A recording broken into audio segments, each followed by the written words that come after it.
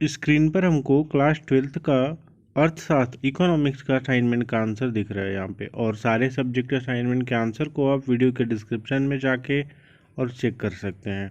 कोई भी प्रॉब्लम हो कमेंट करके बताइए। वीडियो को लास्ट तक आपको देखना है, तभी जाके सारी चीज़ें समझ में आएंगी।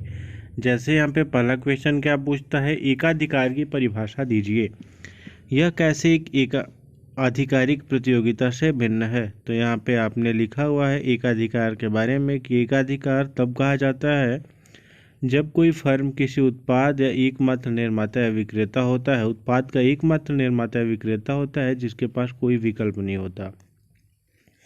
इस परिभाषा में 3 बिंदुएं ध्यान देने योग्य है। यदि एकाधिकार होना है तो सबसे पहले किसी उत्पाद का एकल निर्माता या विक्रेता होना चाहिए।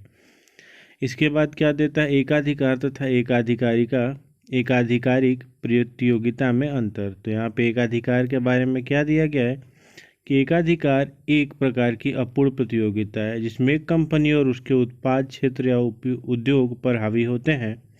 यह स्थिति तब उत्पन्न होती है जब एक ही उत्पाद के लिए बाजार में कोई प्रतिस्पर्धी नहीं होता है। यहाँ पे दिया गया है किसी भी प्रतियोगी की अनुपस्थिति के कारण एकाधिकारी एक महत्वपूर्ण बाजार हिस्सेदारी का आनंद लेते हैं। ये उत्पाद की बिक्री को जानकर उत्पाद की कीमत को नियंत्रित कर सकते हैं। इसके बाद भी दिया गया है, आप इसको देखना है। इसके बाद आता है एकाधिकार प्रतियोगिता। एकाधिकार प्रतियोगिता एक प्रकार की अपूर्ण प्रतियोगिता है जहां बाजार में ऐसे कई विक्रेता होते हैं जो एक ही उद्योग में एक दूसरे के खिलाफ प्रतिस्पर्धा कर रहे होते हैं। वे अपने उत्पादों को स्थान देते हैं जो मूल उत्पाद के निकट विकल्प हैं। इसके बाद यहाँ पे दिया हुआ है एकाधिकार प्रतियोगिता में प्रवेश और निकास की बाधाएं तुलनात्मक रूप से कम होती हैं। कंपनियां अपने उत्पादों और सेवाओं के लिए कीमतों में कटौती की पेशकश करके अपने उत्पादों को अलग करने की कोशिश करती हैं। इसके बाद दूसरा प्रश्न आता है कि एक फर्म को कीमत स्वीकारा कब कहा जाता है। तो आंसर है कि फर्म को कीमत लेने वाला कहा जाता है जब उसे बाजार की मांग और बाजार की आपूर्ति द्वारा निर्धारित मूल्य को अपनाना होता है। एक कीमत लेने वाला कंपनी है जिसे बाजार में मौजूदा कीमतों को स्वीकार करना चाहिए। बाजार में हिस्सेदारी की कमी के कारण बाजार मूल्य को अपने दम पर प्रभावित करना चाहिए।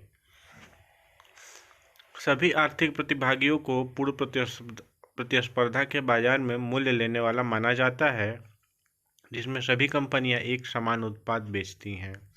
प्रवेश या निकास के लिए कोई बाधा नहीं है। प्रत्येक कंपनी का अपेक्षाकृत छोटा बाजार हिस्सा है और सभी खरीदारों के पास पूर्ण है बाजार की जानकारी।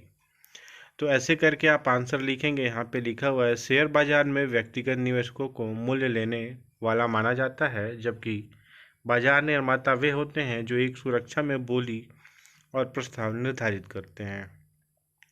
हालांकि मार्केट मेकर होने का मतलब यह नहीं है कि वे अपनी मनचाही कीमत तय कर सकते हैं। बाजार निर्माता एक दूसरे के साथ प्रतिस्पर्धा में है और आपूर्ति और मांग जैसे बाजारों के आर्थिक कानूनों से विवश है।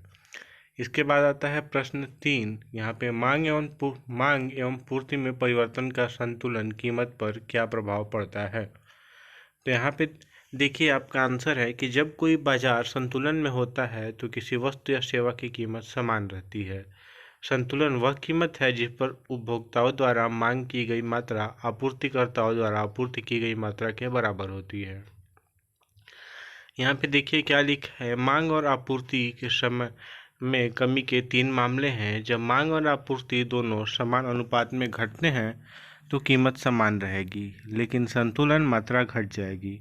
जब मांग में कमी आपूर्ति में कमी से अधिक होती है तो संतुलन मात्रा और कीमत दोनों में कमी आएगी। इसके बाद तीसरा है, जब मांग में कमी आपूर्ति में कमी से कम होती है तो संतुलन कीमत में वृद्धि होगी और संतुलन मात्रा में वृद्धि होगी। इसके बाद मांग और आपूर्ति में वृद्धि के 3 मामले हैं। जब मांग और आपूर्ति में वृद्धि बराबर होती है तो संतुलन मात्रा में वृद्धि होगी लेकिन संतुलन कीमत में कोई बदलाव नहीं होगा। जब मांग में वृद्धि आपूर्ति में वृद्धि से अधिक होती है तो संतुलन कीमत के साथ साथ मात्रा में वृद्धि होती है लेकिन मात्रा में वृद्धि संतुलन कीमत में वृद्धि से अधिक होती है। जब मांग में वृद्धि आपूर्ति में वृद्धि से कम होती है तो संतुलन कीमत और संतुलन मात्रा में वृद्धि होती है। प्रश्न चौथा है यहाँ पे, क्या पूर्ण प्रतियोगिता काल्पनिक है, स्पष्ट कीजिए।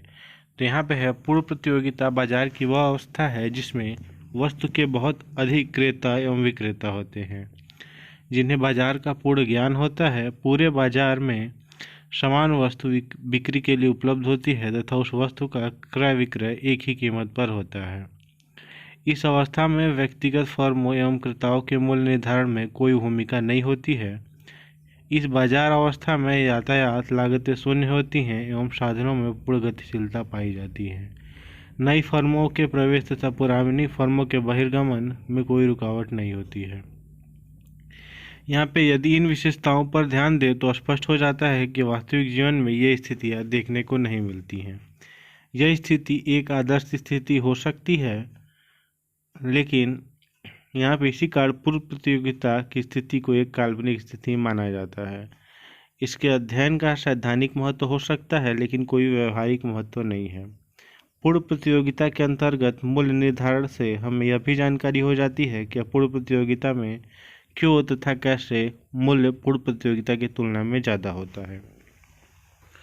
प्रश्न 5 है, यदि अल्पकाल के बाजार का मूल्य निर्धारण पर क्या प्रभाव पड़ता है, रेखा चित्र द्वारा समझाइए। तो यहाँ पे है, अल्पकाल से तात्पर्य समय की उस अवधि से है जिसमें वस्तु की पूर्ति को उसकी मांगों के अनुसार समायोजित नहीं किया जा सकता है। बाजार मूल्यों का निर्धारण वस्तु की मांग एवं पूर्ति के अस्थायी संतुलन द्वारा होता है। अल्पकाल में जिस मूल्य पर वस्तु का क्रय विक्रय होता है वही बाजार मूल्य कहलाता है।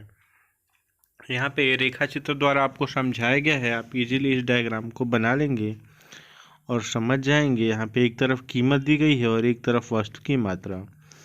तो यहाँ पे यदि अल्पकाल में मूल्य निर्धारण होता है तो अल्पकाल वह अवधि होती है जिसमें कुल पूर्ति स्थिर रहती है। अति अल्पकाल में इतना समय होता है कि उत्पादन की मात्रा में परिवर्तन करना संभव नहीं होता।